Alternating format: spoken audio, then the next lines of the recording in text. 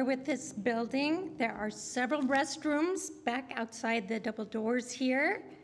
Also, if you're thirsty, there may still be beverages on the table outside the sanctuary.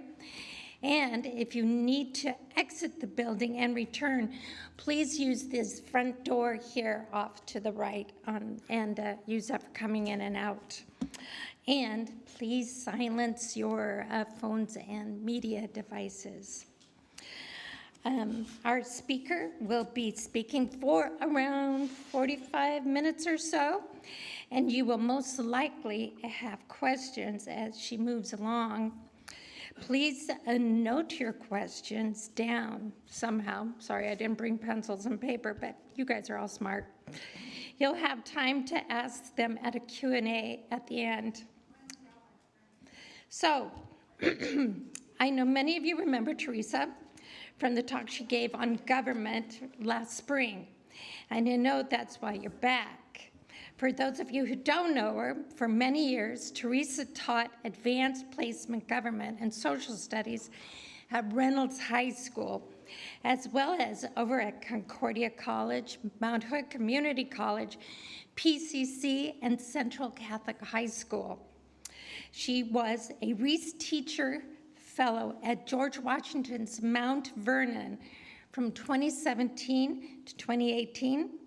Theresa is currently on the board of Oregon Civic's Learning Project. It's an educational program that prepares students to become active and informed participants in democracy. And there are a number of flyers and also stickers and such on this program on the table in the back, and I really implore you to pick up and study up, look up this information, and anybody you know who might be interested, or you can get them to be interested, pick up some for them. It's definitely a worthwhile program. Theresa also serves on the Teacher Ambassador Council for the National Constitution Center. And by the way, Constitution Day and Citizenship Day are this coming September 17th. And since 2019, Theresa has been the coach for the Central Catholic High School's national We the People competition team. So today, Theresa will be giving us a schooling on elections.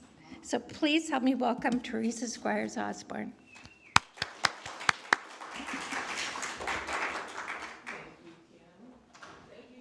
For having me come back to talk again about this fun stuff. I'm very excited also that Lois brought her friend Karen. Karen worked in my classroom for many years at Reynolds, so some of this she has probably heard before, but that's all good, so thank you. And Kim mentioned the We the People program that I help coach at Central Catholic High School.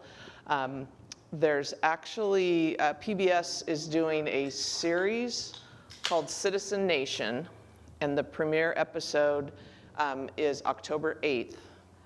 And this is where they followed teams from different states during the entire process of preparing for We the People. So unfortunately, all of the Central Catholic part got left on the cutting room floor, but because Grant High School and Lincoln High School went to the national competition and Grant placed first, they figure quite prominently in one of the episodes. So if you ever are feeling despair over young people today or the knowledge of the Constitution, that might be something you want to watch, to see young people can be exceptionally engaged in this process given the right time and the right place. So I would encourage that. So it's October 8th is when it goes on PBS. Okay, so elections. I think in the little blurb I sent to Kim, I said, the Electoral College is every 4 years, right? I get a bazillion questions, and I explain it, and people are like, okay, that's dumb. Why do we do that? Why don't we change it? And then nothing ever happens, and it always stays the same, and the next 4 years later, I'm explaining the same thing again. because it only happens every 4 years, so of course we don't understand what's going on. So I'm not an election expert or an election lawyer, but I'm going to try and give you at least the outlines of how things work. And always the first question is, why do we have an electoral college? There's some history and basis, but this quote from George Mason might explain some of it. It would be unnatural to refer the choice of a proper character for chief magistrate to the people as it would refer a trial of colors to a blind man. The extent of the country renders it impossible that the people can have the requisite capacity to judge of the respective pretensions of the candidates. So, so if we think about this in the context of the time, right, lack of communication, first of all. So even knowing that the Declaration of Independence was something that most people at the time would have heard about because it was read in the town square. Okay, George Washington, as commander of forces, had it read to the soldiers because you couldn't have printed it all out. You also have the fact that at this point in time, everything was so very local, right? You knew your state people, but you didn't really know people across the nation, with the exception of George Washington, who everybody knew. Okay, but everybody else was unable to really know who the people were. So George Mason is not saying the people are stupid, but it was referencing the fact that you couldn't possibly have probably known, for the average American, known enough. Okay, and Mason was a delegate at the Constitutional Convention. He became an anti-federalist because he did not believe the Constitution should have been ratified as written, primarily because it lacked a Bill of Rights.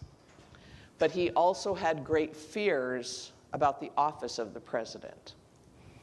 You know, and part of the discussion in the Constitutional Convention was his referencing, nobody else has put one person in charge unless it's a monarchy or a dictatorship, which that wasn't the term they would have used then. And so he had lots and lots of different ideas about what they should do. Okay? And also interesting, he was George Washington's neighbor, as much as you could be a neighbor when you each have 10,000 acres of land. But they were quite close, and then Mason led the charge against, part of the charge against the Constitution being ratified, oftentimes talking about the presidency, when everybody knew George Washington was going to be the first president. So George Washington took a little offense to that. So this is where this idea of the Electoral College is coming from. And again, thinking about the time, history had given lots of things like this. And some of them are still around today, right? The selection of the Pope in the Catholic Church is through the College of Cardinals. So it's not given to a vote of all the priests. The Holy Roman Empire had a pretty strong history of the diets, where a small group of the nobles would decide various things. So it wasn't completely unusual, but other parts of it were. So, okay, so we can go to the next slide, John. So here's some of the background. We continue to have the Electoral College because it is in the Constitution. And I only gave a little excerpt of the Constitution. So the key is that the number of electors are your number of senators plus your number of representatives. Okay? And you cannot be a sitting elected official to serve as an elector. Again, this is going back to the idea of you should be a smart person of the state and you should know about things, but this shouldn't be because you're going to get a benefit because you're already elected to office. Okay? The idea was whoever, well, it would have been the white men with property, would select the electors from their state. You'd pick like the best and brightest of your state, and you would send them to the state capitol, and they would decide among the pretensions of the candidates about who it would be. And so that process of meeting in the state capitol is still what happens today, right? Today, there are, as you can see, 538 total electoral votes, because there are 435 members of the House, there are 100 senators, and by amendment in the 1960s, Washington, D.C. was finally given the right to vote in presidential elections because they weren't a state. And this says you have to be a state. So it was 1963 or 4, I think, is when D.C. got their electoral votes. So they get 3. And there you can, if you can just go back one. So there you can see the numbers, how, vastly different they are based on the population of a state, okay? Congress, because it fixed the size of the House in the 1920s, it said 435, that's it. That means that remains as the result in the Electoral College. Congress can change that number.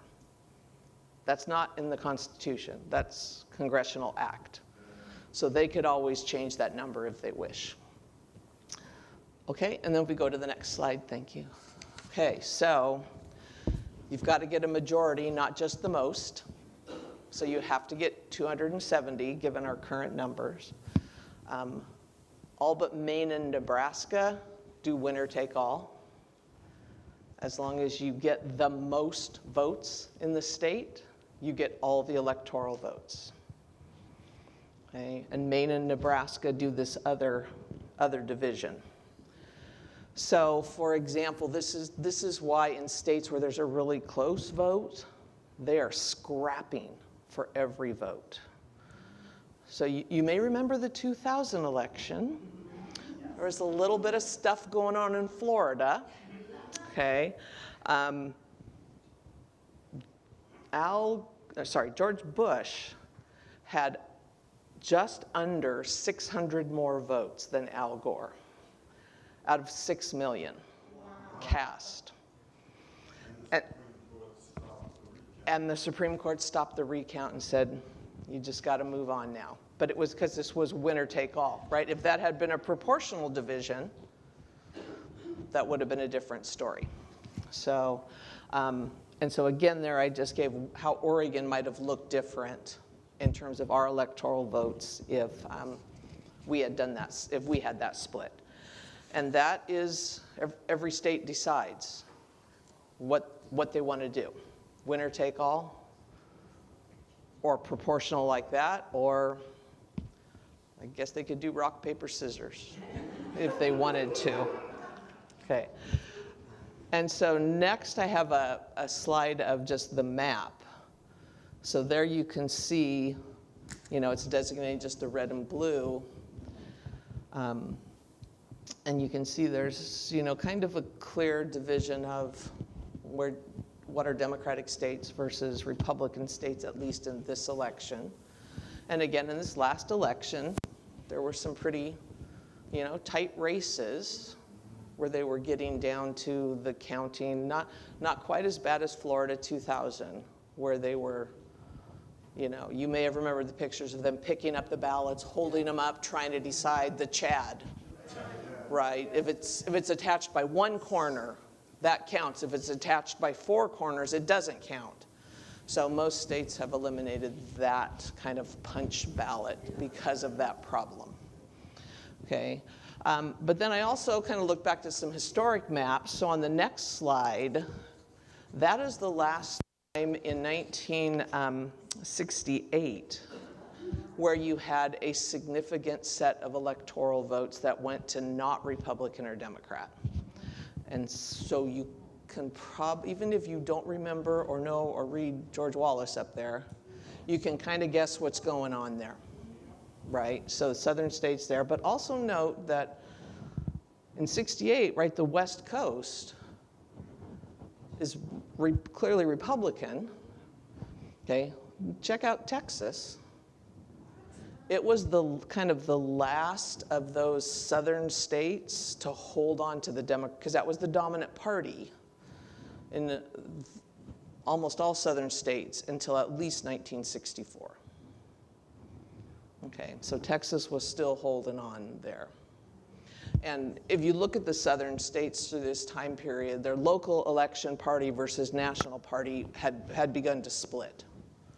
Right, they were still electing people locally who had the D next to their name, but the presidential was moving into the Republican category. And then that switch really completed itself by 72, 76 or so. Okay, so some potential results of this system. If we can look at the next slide. You've got the issue of an individual can win the total popular vote if you just take the votes of the whole country, but not win the Electoral College. And again, you have to have a majority of the Electoral College. So this is why a third-party candidate, if you keep this system, a third-party candidate can throw this thing into some other places. Okay? For years and years and years, teaching government, I would teach the Electoral College to my class, and I'd say, and they'd be like, this is ridiculous. What's happening? How can this be? And I'm like, you know, the next time we have an election where the person who wins the popular vote doesn't become president, I'm going to bet it's going to change. And I turned out to be incorrect on that matter, right? Because we've seen it now twice. So, and I had read something, I read Liz Cheney's book. So Liz Cheney was a Republican representative who was a vice chairman of the January 6th Commission.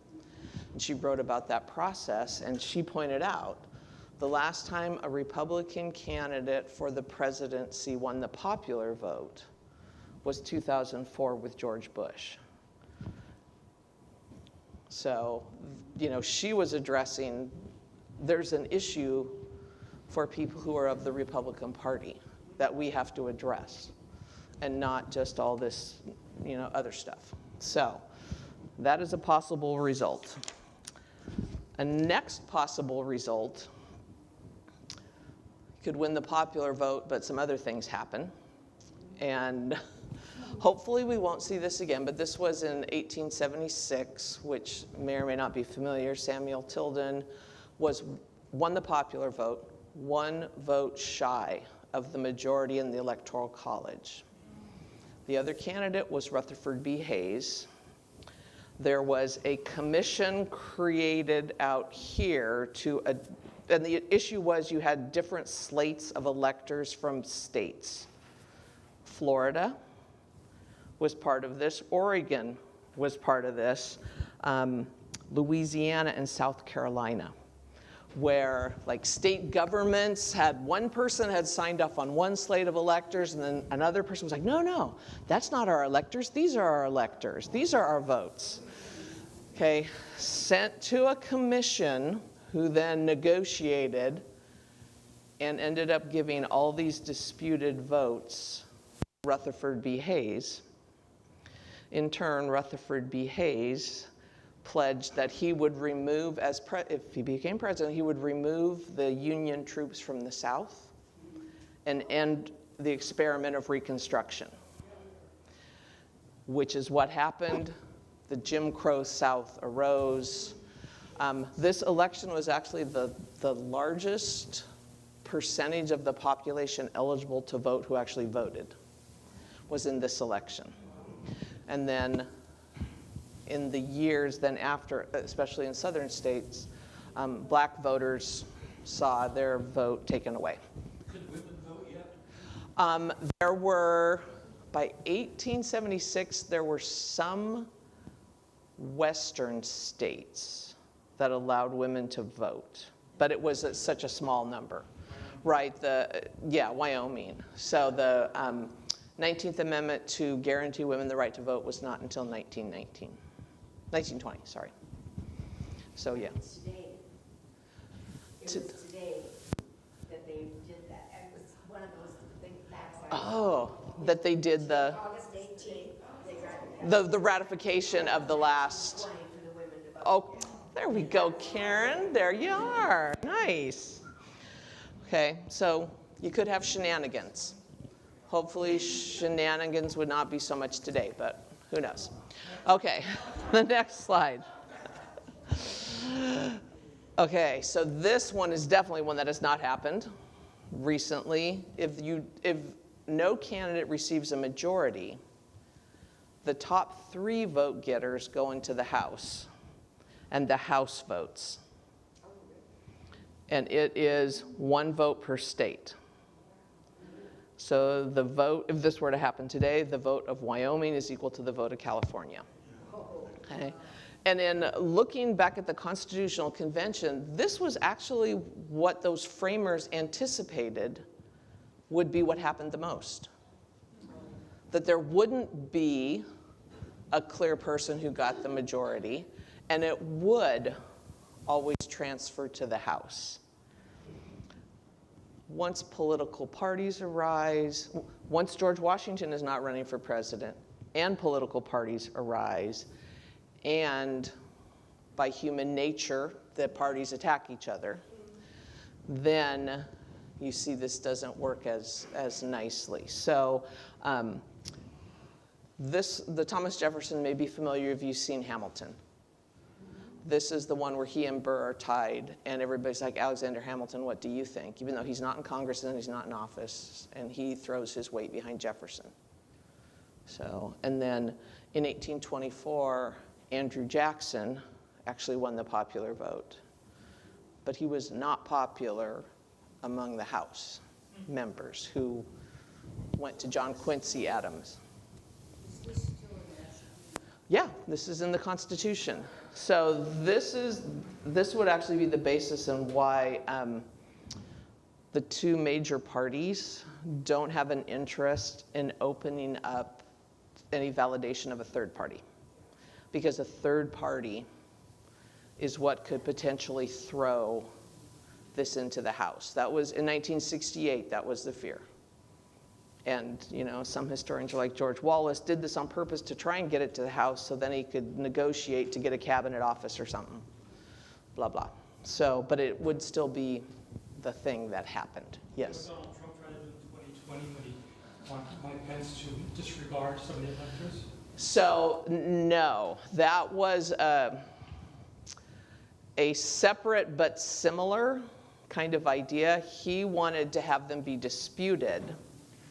So then if it got tossed out, the ones that got tossed out would have been Joe Biden. And then potentially, if that did happen, it could turn into the House. Yeah, it's like this multi-layer process happening that requires a lot of pieces to fall into place. But that would still be the process. So again, that is what frequently you will see as the argument against third parties. And this system is what threw us into a 2-party system. It became pretty clear pretty quickly that if you have to get a majority, you can only have 2 parties running. So the parliamentary system of Europe was not something that was going to fit in this. So, okay. And then we have another or. But sorry, that's where I left something in. Individuals believe the counting of the electoral votes should be halted and challenged. Okay?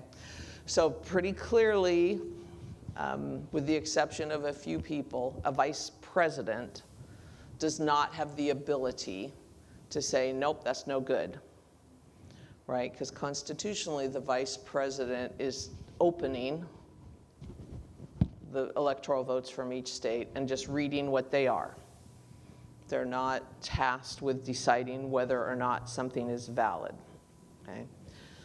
The process is, as we did see in 2021, if a representative and a senator each will challenge the votes from one state, the chair who is the Vice President of the United States, because constitutionally they are the President of the Senate and Vice President of the United States.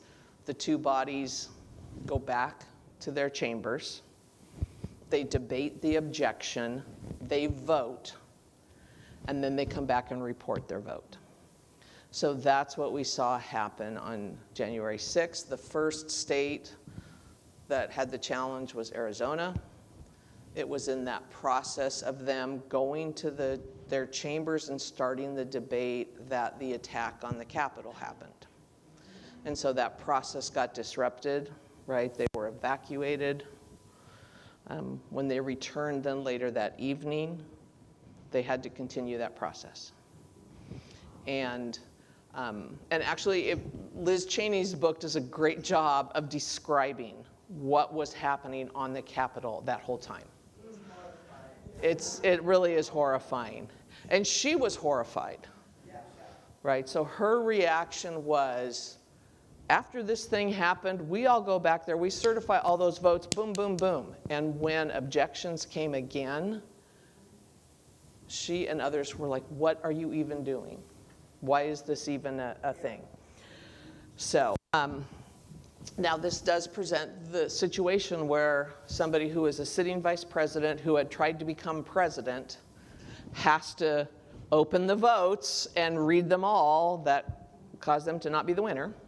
So that happened to Mike Pence, right? That happened to Al Gore. And in the 2000 election, there was a group of Democratic representatives who had raised the issue of putting out an objection to the vote from Florida. And prior to the actual counting, I don't know if it was Al Gore, I'm sure it was him, but also his team went to those representatives and said, absolutely not. Do not challenge the votes. We just have to proceed. This is not going to help. So they did, yeah. So, okay, and then the next slide. So as a result of what happened in 1876, Congress passed the Electoral Count Act, which kind of clarified what you're supposed to do when you have competing electors. And then after the events of January 6th, they did an amendment to that to clarify even further, because the act itself had a, you could find things where you could try and wiggle through. But they really clarified the vice president's role is absolutely administrative, right? It's to run the meeting, it's to open, it's not to decide, right? So the. It says state. Does that mean the state legislature? So ultimately, the count from a state is from the state legislature and the process they have created. Okay. Some of the challenges were state legislatures that had changed the electoral process because of the pandemic. And so that was how they based some of the challenges. Well, you can't just change the laws. Well, they had changed the laws prior to the election. They didn't change the law after the election. So, but the entire Electoral Count Act is from back in the day, from 1887 and again, is to push back to say the states are the final authority on the validity of their electors. They got to work it out, okay? But then there is still, the state has certified, if somebody comes up with but, there was an issue, and we are the actual electors, okay? Which is what was happening in 2021. And ultimately, this act is saying that this, unless you can prove in court there's something really serious that happened, the state certifies. And once the state certifies, that's it. So, yeah. Does the state prove who their electors are? It must be before the election. So are they like here are our electors, and this will not change? Yes. So it used to be, I think some states might still do this. Oregon changed it that when you would vote for president, it would actually list the electors. So if you voted for Al Gore, you're voting for, right, these 7 people to be the electors. Right, somewhere it's going to be. And because a state has a winner-take-all, like Oregon has winner-take-all, so if the Democratic candidate gets the majority vote, it's the Democratic electors that cast the official ballot in the basement of the Capitol. Like they have sandwiches and then they cast their vote. So. But are they officially named, like in some kind of documentation before the election? Yeah, the party names them. So they're not state officials, they're party officials. So then when the challenge comes to different state electors, like, did they have any proof? I mean, what was their, like? The courts said they did not. And that's where you'd have to prove that, right? And there were, what, 50 challenges in 7 different states, and none of them, or 1 out of the 50 held up. And it was over a relatively minor issue. So, because the vote is November, the electors meet in December. Like the second Wednesday, or the Wednesday after the second Monday in December, just like November is the first Tuesday after the first Monday.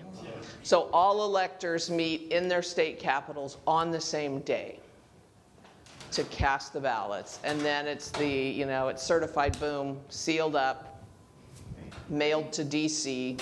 But they pledged their vote during the night of the election or whatever, so.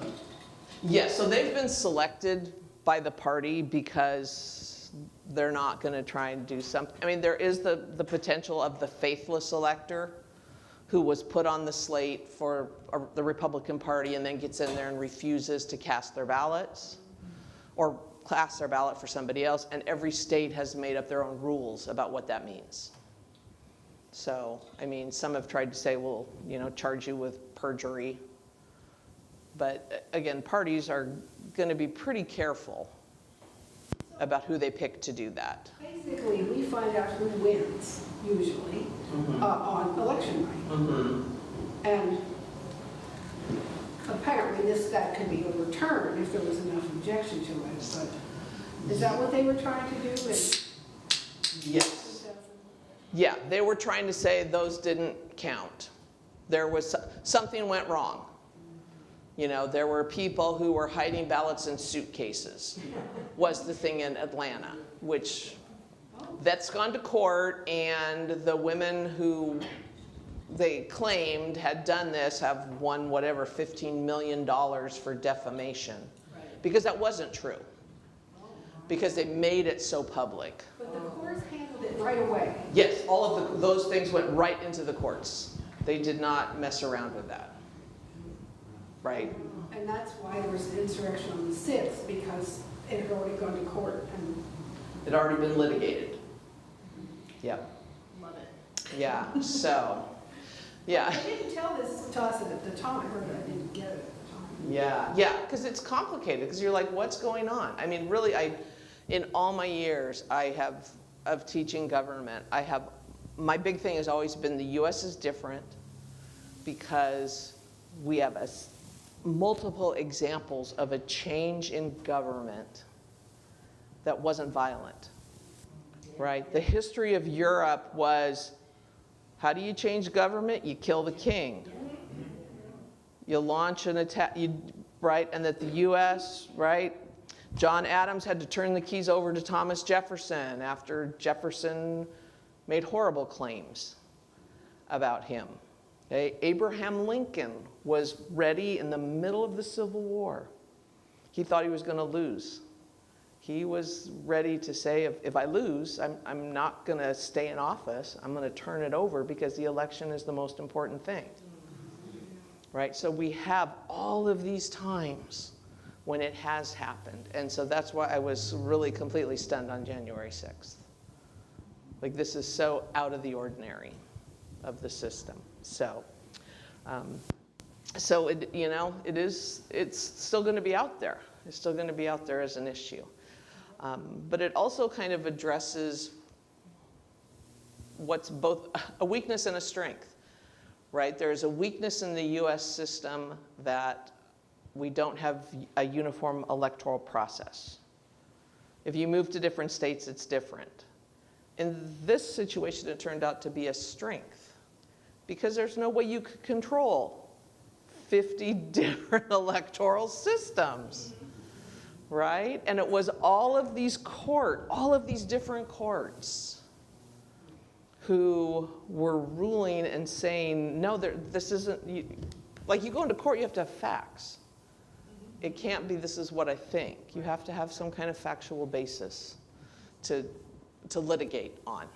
So, okay, so some of the problems, besides the most obvious, but one of them is this, because you have this House of Representatives is 435 members, and every state gets at least 3 electoral votes, right? Those smaller states actually have a bigger weight if you were to run the percentages, right? So this would be why the Electoral College remains, because the process to change is amendment, and small states that have those 3 electoral votes, right, they want to maintain this system. Okay, so that's kind of a one that people frequently point to, is if you're gonna say one person, one vote, this does not represent one person, one vote. But the people of Wyoming would say, then nobody's ever going to listen to us and any of our problems ever again, which is also true, at least in this area. So, okay, and then the next slide. So, if you are saying the Electoral College has problems, there are, potential. You could amend it, but again, that's rough, because the process of all amendments but one have been the process of 2/3 of the House and 2/3 of the Senate. Have to propose an amendment that then goes out to the states, and it's a 3/4 votes of the states. So there's enough of the smaller states that have an interest in maintaining the system that they're going to block that. And they're clear. It's not like a secret they have in the corner. They'll say it, right, out loud, because it does pull them out. And part of the balance of the Constitution is that states have roles as states, regardless of their size. You might disagree with that, but that is part of the system, okay? Again, Congress can always increase the size of the House of Representatives. So you could do that. You could make it, instead of 435, you could make it 535, right? And then make sure the more populous states get more votes. Nobody quite wants to tackle that situation. As I recall, my Constitution, originally it had a representative for each 50,000. Yes. And when they limited it to 435, they said, this house is getting too big. Mm-hmm. And so we're not, and so I personally think that 435 might be too many already. And increasing the size of the house doesn't seem to me to be a good solution.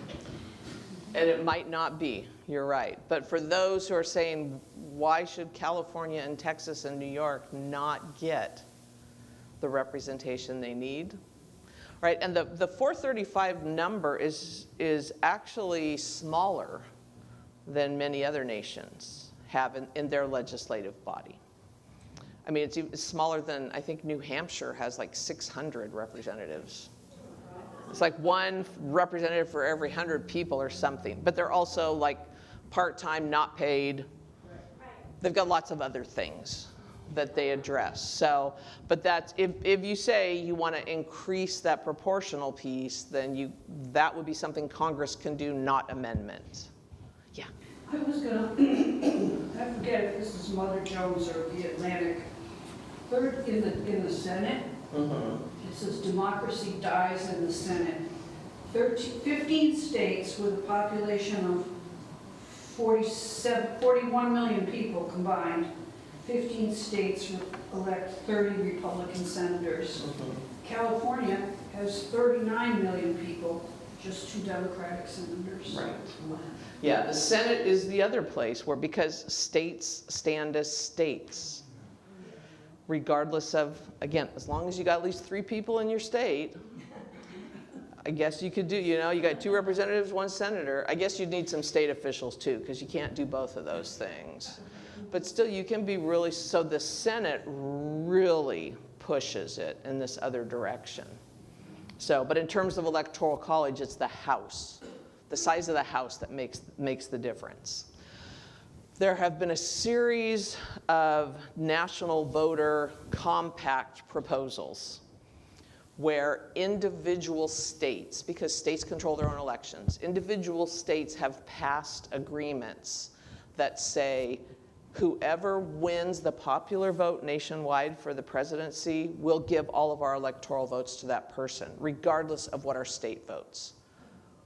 Which you can guess has some people in states concerned, right? So this is a group trying to say we have to get to the popular vote as the way to select a president. We can't get rid of the Electoral College because that is so difficult to do. This is the way we can do it. Okay? And all of the states that have come to this agreement, the trigger mechanism is once enough states that have 270 electoral votes, once that has happened, that's when we would enact that. And that is not close. I think right now, the states that have signed on are up to 209 of the electoral votes. There's a whole swath of states that aren't debating this, aren't interested, and aren't talking about it. So, but again, if you're in a state and you're saying my vote doesn't count, but also if you're in a state that has shifted to one political party and you're of the opposite political party, your vote still doesn't count, right, in the way this is structured. So it's got a lot of pieces to it. And then states could also make a shift. Any state could shift to do what Maine and Nebraska does in terms of their proportional, where whoever wins each congressional district gets that 1 vote, electoral vote, and then whoever wins the population, the entire vote of the state gets the 2 Senate votes. So any of them could do that as well, if they decided to. So, okay. But again, all of these require all of these people to come to agreement about this. Okay, so then we think, what do other countries do? You always have this direct or indirect. Right? The election of, when we elect our senators, let's say that's a direct. We vote, whoever has the most votes gets to be the winner. Okay? The presidential election is indirect because of the Electoral College. Our vote translates into something else, and that makes the selection. Okay? Lots of other countries based in democratic systems do some form of an indirect process. And generally then they have, in the executive branch, it's not 1 person, it's 2 people. Somebody who's a head of government and somebody who's a head of state. And that's where you may see in countries where they have a president and a prime minister. And you're like, isn't that the same? And in those countries, it is not. Okay, and in general, not always, because it depends on each country, but in general, somebody who has the designation of prime minister is going to play this head of government role, which means you run the legislative body and you run internal affairs. Head of state is generally the person who is foreign policy, negotiations with other countries, treaties, and oftentimes military. Okay. Now, and it becomes a little confusing because the example that would be most familiar to us is going to be the United Kingdom, where the British Prime Minister is the head of government. They run things. The monarch is still the head of state. So if you ever remember Queen Elizabeth riding her horse in the full military regalia, it's because she's the head of state and was the head of the military. The British system is such that even as the monarch has some duties, they are never going to take over the government, right? Because they have developed this other system. But in France, you have both prime minister and president. And generally, a president might be a popularly elected individual, and a prime minister might arise out of the legislative branch, which we have combined it all into one, which was George Mason's objection. This is too big for one person. We have to pull it apart. And the other delegates said, nope. Now, France had a little journey through the Electoral College system, very similar to the US system. And then they had a referendum where the people, the entire population, got to vote on whether to keep it or not, and they got rid of it. And then returned to more of this presidential prime minister. Prime minister arises out of the legislative branch. Yes? Sponsored the referendum. It was Charles de Gaulle was actually behind a piece of it, but it came out of the Legislative Assembly. So they saw issues, but they sent it to the people for a vote, right? Just like the United Kingdom with Brexit, with leaving the European Union. Parliament created it and pushed it out to the people to vote on. And again, the US, we don't have a system like that. We don't have a mechanism for voting as a nation on an issue. We have it in states, right? We have initiative and referendum, but some states don't have that. They would only vote on something if the legislative branch pushed it out to them. But with initiative and referendum, we can begin that process if we so desire. Okay, so now let's get to why don't we have a uniform system? And it's what I spoke a little bit about last time, which is federalism, which comes out of the 10th Amendment. Items not given to the federal government nor denied to the states are reserved for the states to run. And elections are one of them. What? Or the people. Or the people, yes, yes. Okay. So every state gets to decide, as long as there is not a violation of the Constitution or its laws, then, but that's also some separate issues. They get to do what they wish. So this is why we have, we get vote by mail because we made that decision. Other states do it. In some states, you have to re-register every year. Yeah, so for those of us who have been registered for many decades, right, other than an address change, we don't really think about it, okay? So, but in other states, you have to think about it. You have to opt in order to be on the rolls. Right? States can make decisions about identification. What kinds of identification you have to have. They can make rules. Some states have made rules that you have to have a physical address. You can't have a post box. So every state gets to make those choices. So, okay. And again, in the last election, this turned out to maybe be a good thing because you can't control it all, but it also is difficult because it means every state has to do this and run it and figure it out. And why does everything cost so much? Okay. We got so many things as to why this costs so much. And again, I am not a complete expert on election finance, but I can give you some of the pieces of it. Okay. Well, one of it is, certainly one of the things with federalism, we have so many people we elect that all of that means so much money. But if you look at this number here, that we've had a doubling from 2010 to 2020, and that's a lot of money. Okay. Now on your taxes, some of you may be familiar with the presidential checkoff thing, okay, which was created in the wake of Watergate to say, let's have a presidential campaign financing system. We give the candidates the same amount of money and see what they can do. Okay, but you don't have to take the money. If you don't take the money, you can raise and spend as much as you want. If you take the money, you only get to spend what they gave you. So again, 2008 was the last time one of the major party candidates took the money. Okay. So now it's like this system has been completely kind of blown to bits.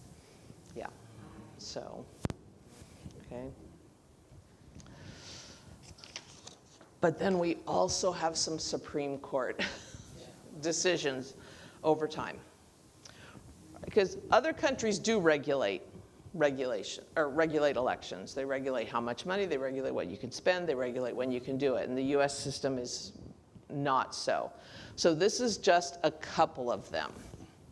So this first one, I think at the time wasn't seen as critical as it has come to be, which is that money, the essence, money is free speech.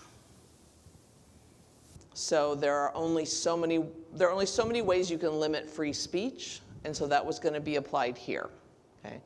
And out of this, they said, all right, states or the federal government can limit, the Election Commission can limit contributions, but they can't limit what you spend. So if you limit contributions, so everybody's got to be the same, but doesn't limit what you spend, the people that have a bag of money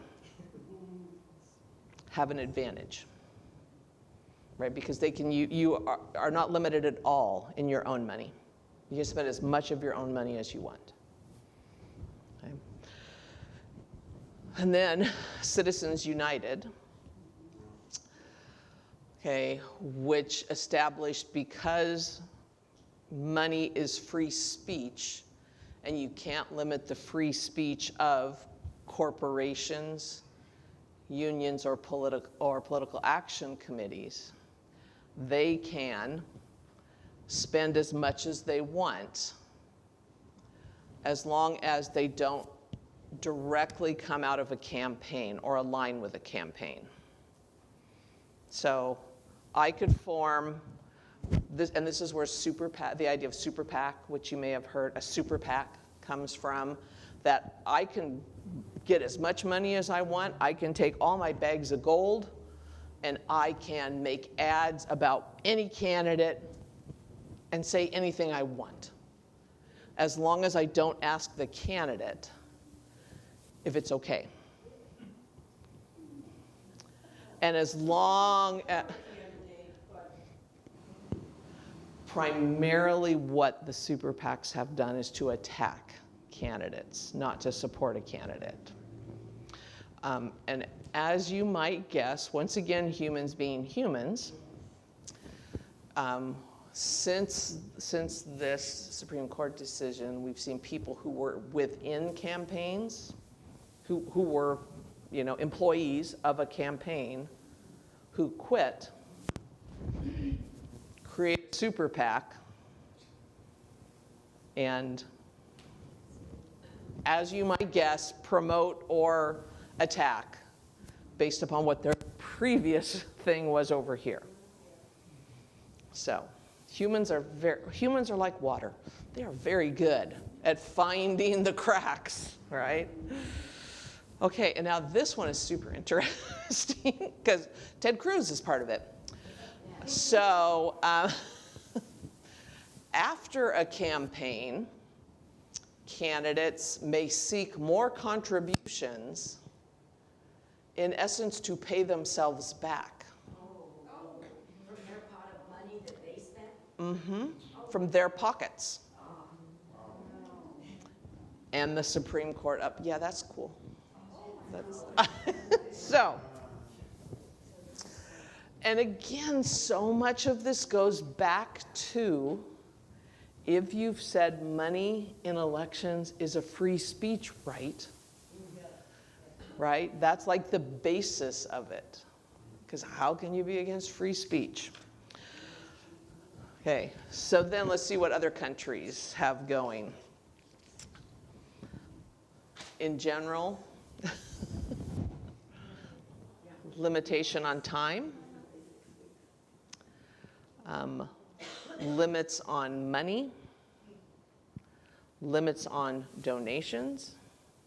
I think it's in France that I think all campaign ads and all campaign actions have to stop 24 hours before the polls open.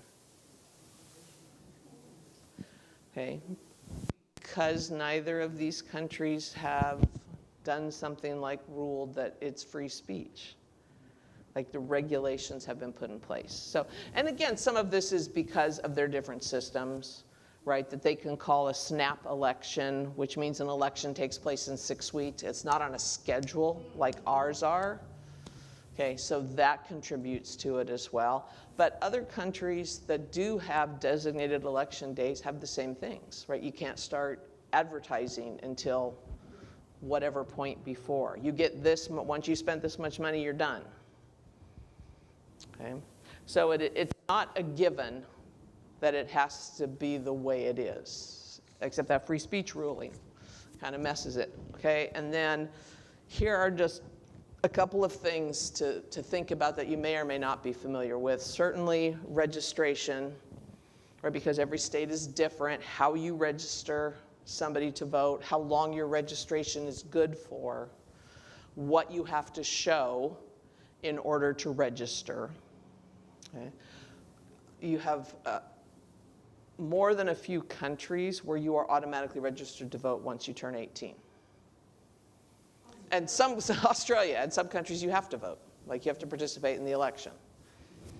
Which that could never happen in the United States, right? You cannot compel people to an act of conscience, at least as the courts have ruled up until this point. Okay? So, kind of what you do with registration, how you make it, you have to decide, is your goal to make voter registration easy for people?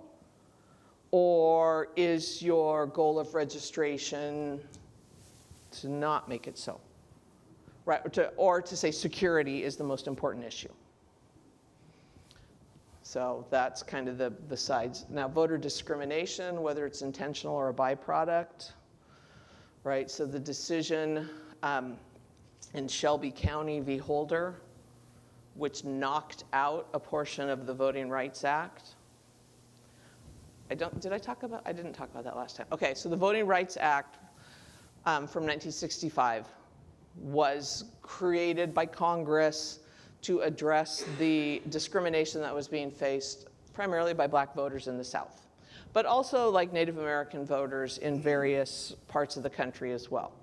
One of the pieces of the Voting Rights Act was what was called pre-clearance. So if your state had a history of discriminatory voting, if you created a new voting practice, right, you changed the voting day, you changed registration procedures, any of that, then you had to go to the Department of Justice before it went into effect. And they had to say, go ahead, do it.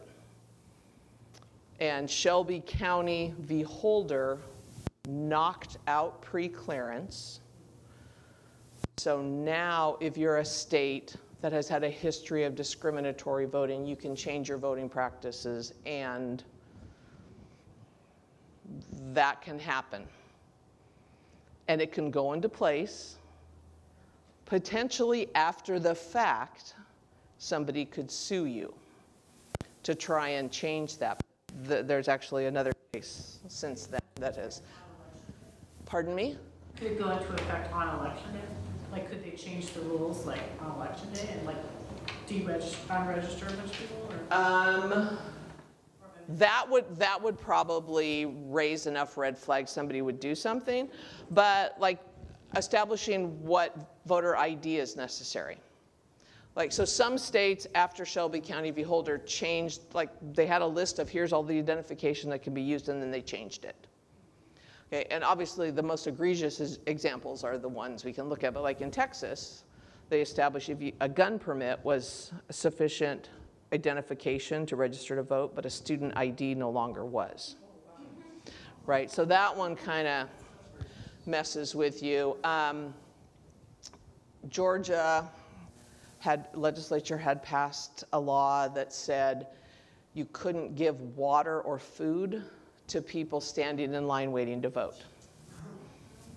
What about like clearing the rolls? Because I've heard all sorts of things about people just finding that they've been cleared from the rolls. Yes, so they can, I mean, if it's been an act of the legislature, it is public, right? You could find it. And they could create a system that said we clear the rolls if you haven't voted in the last 5 years, and we don't have to notify you. They could do that, right? So under pre-clearance, that would have had to go to the Justice Department. The Justice Department might have said, not so sure you should do that. Let's work that one through. So yeah, they can close polling places, because again, closing polling places used to be under pre-clearance. You couldn't do that. And so some states have closed off polling places. In the Dakotas, the laws regarding having a post office box not be sufficient as an address. So that meant individuals living on Native American reservations didn't have a home address because they used post office box, so they were being cleared from the rolls. So that, you know, that has been a big piece of it. Last December, the 8th Circuit Court, so that's like Missouri, Arkansas, Minnesota, Iowa, and like states in that area, they ruled that no longer could individuals sue under a violation of the Voting Rights Act. Not individuals or private organizations like the NAACP. And the NAACP had been the group that had done much of this litigation. Okay, and that 8th Circuit said the only people that can bring a suit are going to be attorney generals of states or the Justice Department. And so individuals who are in favor of voting rights generally saw that as not an effective way to address. Because, I mean, a violation of voting right is your right. Yeah. You're the one that knows what happened. And so that, I'm going to guess that eventually is going to work its way to the Supreme Court, that decision. And then always is states having enough money to be able to fund their elections, to have protections, right? Every state, and then every county has to run it within the state, right? So Multnomah County, Baker County, Malheur County, they all have to figure out how they're going to do these things, how they keep things secure, and how they're going to process this. And it's expensive. It's expensive to do it well. There are national organizations, right? There's like a national election, it's within the executive branch. Like there's a voter integrity section that, after the 2020 election, he went public and said, this has been a secure election. We have no significant cases of fraud. We have no significant cases of any of that kind of stuff. And that was not taken by everyone as being accurate, shall we say. So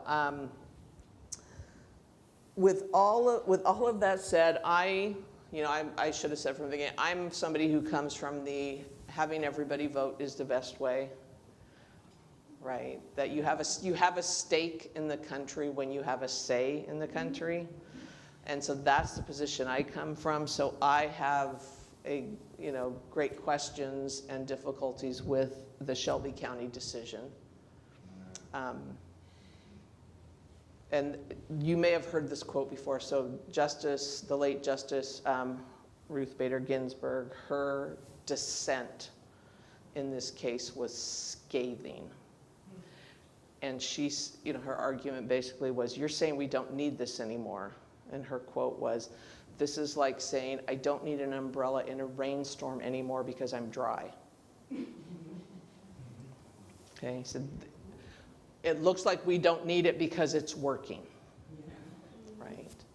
And the Voting Rights Act, again, did not just apply to southern states. There were parts of New York that fell under the Voting Rights Act at various times because of limitations from areas of the city that were Puerto Rican, okay? Arizona, Alaska, New Mexico. So it had been going all sorts of places. So that's what I have for you. Do you have questions for me? What do you say when people that say Oregon doesn't count? Because we're on the West Coast and everything's already decided before we even get to vote. Well, so that actually then is why they can't announce. Yeah. Because remember it was, which election was it? It was Maybe it was 76, 80. Maybe it was the election of 1980 where as soon as the polls closed on the East Coast, they started announcing. And then, but that was an agreement of the networks. That wasn't a law. Oh, they didn't break a law. They just. So, but they came to the agreement that we don't announce results until the West Coast polls have closed. Because the down ballot. Yes, the down ballot matters, for sure. So, yes. I've got a question about the Electoral College. How do the parties, at least in this state, choose who's going to be on it? And why do we never see their names? I don't know why they stopped putting them on ballots, because I just always thought it was so interesting that it used to be able to, you could see them. And they are real people. They are real people, yeah. I mean, they are, sometimes they're just the party faithful that have worked really hard for the party. Sometimes it's you've worked real hard and you're never going to get elected, so we're going to let you do. I mean, it really is just fairly random. At this, For them, right?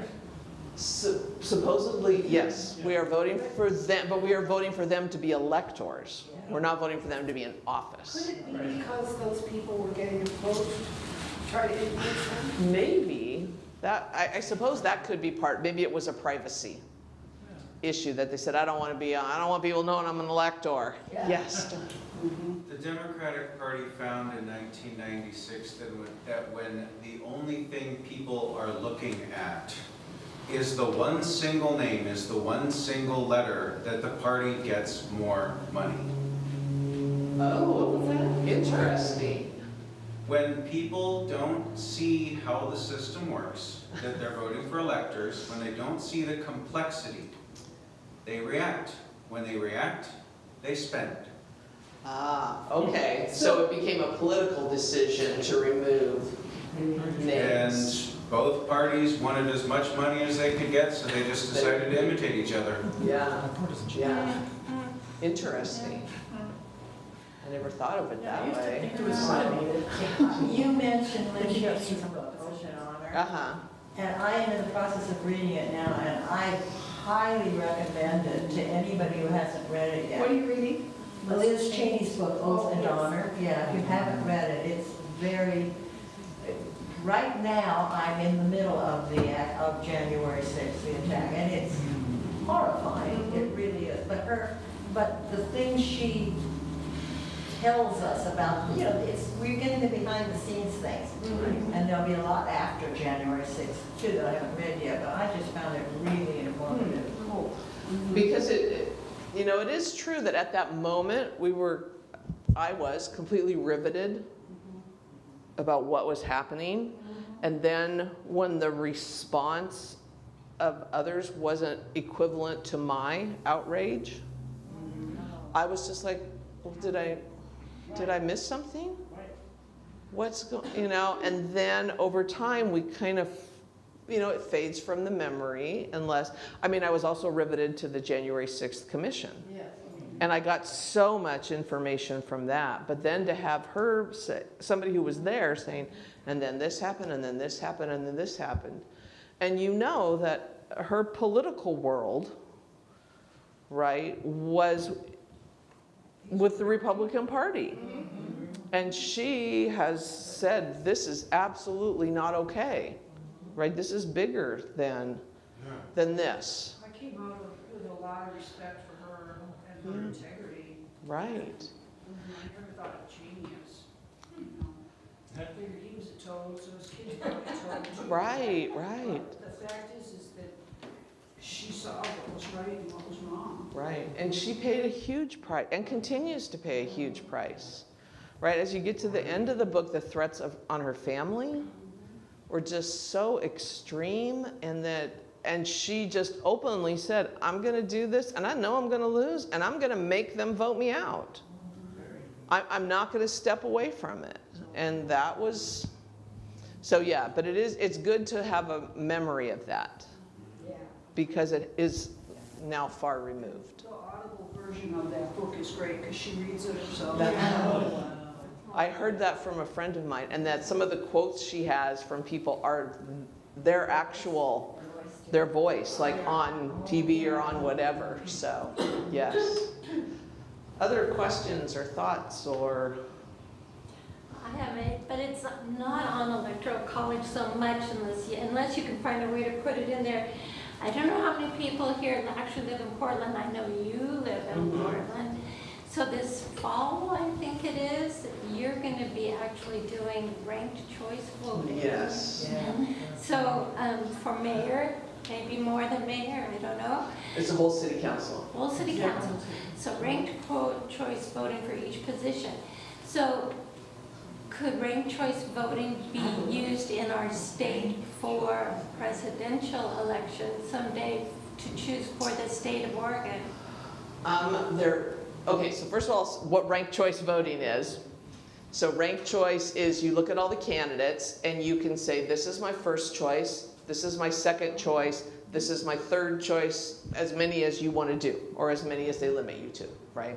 And then your vote goes, so this is where the computers take over. Your vote goes in, and if your person isn't the winner, then your second choice gets the vote. That would help the third-party candidate probably. Yes, yeah, it would. I've got to vote for Marianne Williamson. Well, second choice. Yeah, yeah. And so I'm gonna say, I know there are some states that have moved to this for some, generally it's tended to be local. I don't know that any state has moved to it for the presidential. But the state could decide. But the state could decide to do that. It doesn't say constitutionally what a state does. Right. A state does what they're gonna do. So, yeah. The state that has been doing it locally is Alaska, actually. As somewhat, I don't know what way Alaska trends other than just leave me alone. They do a lot of interesting political experiments in that state. Yeah. But it is ranked, the whole thing is ranked choice voting with single transferable vote. They do it in Australia. Every once in a while in local elections you get technical errors that lead to like some far-off weirdo kind of getting the vote, which is something that happened in New South Wales a little while ago. Okay. But they typically tend to be very happy with the system, Right. And it's led to a lot more perception of trust in their system. Well, and it encourages you, even if you're not sure your candidate's going to win, you still get to have a say because you're second choice. Yeah. So I think like Vermont, New Hampshire, so smaller places in the United States have done this. What's your opinion of ranked choice voting? I think it is a good idea. I think, oh, my opinion of ranked choice voting. I think it's good to at least give it a try, right? Because the two-party system creates that split and then creates the, well, I'm never going to win, so I'm not going to participate. And ranked choice voting has the potential to bring people back in to say, I could have an influence, I could have a say. It's not all or nothing. Because they'll keep the tabulation of how many in the. Right, yeah.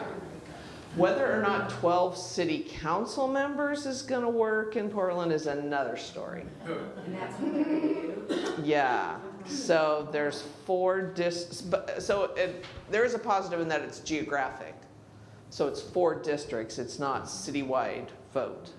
So there will be representation from all areas of the city. And then it's 3 council members in each of the 4 districts. So that gives us 12. That would be interesting. It will be interesting. Mother We'll Jones see did an it. article on different types of choosing candidates in their May and June 2024 issue. And they did like the pros and cons of each type of 2-round runoff and instant runoff voting, which is Right. ranked choice. The cons, they said, races with multiple strong contenders can get weird. In the 2009 mayoral contest in Burlington, Vermont, instant runoff voting or ranked choice eliminated the clear Condorcet winner who would have bested any rival head-to-head. And Condorcet is another family of voting methods. It's ranking candidates to see how they fare against each rival candidate. It's used ranked choice, instant runoff, Alaska, Maine, and many cities. New York, San Francisco, and Seattle, also Australia, India, and some UK elections. But it's an interesting article to look at. I think it's a 3-ring circus. So it's not unheard of. It's not like it's completely new. The 12 council members might be Thinking it is. maybe a new thing, but the idea of doing voting differently to adjust. Or, I've always kind of said maybe we should just have everybody who meets the qualifications for Congress who might be interested put your name in and just draw it. In Florentine, Italy, that's how they ran things. All the rich dudes put their thing in the hat, but then there was also shenanigans there. So there's always shenanigans. That anybody that wants the office should be eliminated. That's qualified. That's always true. Yeah, so I don't know. Yeah. Good. Sortition worked for the Romans. See? There you go. Maybe give it a go. Give it a go. And I was also going to say, I think last time I mentioned this book, The Words We Live By, which if you just want to go deep dive in the Constitution and the amendments, it gives you a kind of history line. It gives you line by line, section by section, and then, connecting all the things. If you are into philosophy, this one is fascinating. I just started reading what America's founders learned from the Greeks and Romans and how that shaped our country. And he's taken Washington, Adams, Jefferson, and Madison, the first 4 presidents, and analyzing their education and their experience and how, whether they were more believing the Greeks or believing the Romans, how that influenced what they thought about government. Well, it influenced the architecture. Well, yes, definitely. So, this is really, I think this is really interesting to me right now. So, first principles. First principles. So, and it's, the one fascinating thing was Jefferson was the one out of all of them who was on the Greek side, on the individual rights. And the others were more in the Roman. No, it's about you have individual rights, but what do you do for the community? How do you participate in the community? So that was an interesting piece as well. And some of you may know I'm a fangirl of George Washington, and he did not have a formal education, and he always felt like lesser because he did not have college as all these others did. So he, pursued reading and tried to build this in himself to try to self-educate and try and be up there. But then, like, Jefferson is talking smack about him to Madison. He's not that smart. Hello, George Washington. Is it true that, and maybe this is something I thought I got it when I toured Mount Vernon. I thought someone said that when Washington ran for president, okay, the person who became vice president was his opponent, right? Yeah. That's how Because the original electoral college was #1 votes, majority votes gets president, second most gets vice president.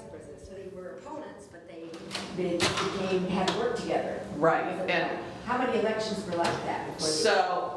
it wouldn't exactly be correct to say Washington and Adams were opponents, because Adams was smart enough not to know it was George Washington. But when Adams and Jefferson ran, that was the messy one. And then when they ran the second, that was the messy. And that's then when they changed by the 12th Amendment and created president and vice president run together. Yeah. So it was Jefferson and Burr. Jefferson as president, Burr as vice president. That was the real mess. Oh, Were they opponents? Yes. Yes. I have a bias against reinventing wheels. Oregon has had an outstanding voting system, vote by mail, for over 20 years, citizen initiated. How come I never find any national outfits like PBS or NPR or other widespread groups telling the rest of the nation what a good deal we have here? Not clickbait. So I'm gonna, because there are a number of states that have accepted vote by mail. Washington. I don't know if the opposition is because there's no political party in some states that want to do that. I mean, it happened here because the Secretary of State, Phil Kiesling, was like, this is what we need to do. And so if you don't have somebody in your state who's kind of willing to lead it, and you don't have a state that has initiative, so the people, so there's only 24 states that have initiative or referendum, one of the two. But it seems to me like national organizations like PBS would be advertise that there's a good system out there that people like. And maybe, I don't know. Yeah, I don't know. That's a good question. Let's send them a letter. Come on, PBS, get on there. I did. Oh, you did? Oh, they didn't answer. Okay. Well, thank you so much for being here. I know it's kind of warm in here, but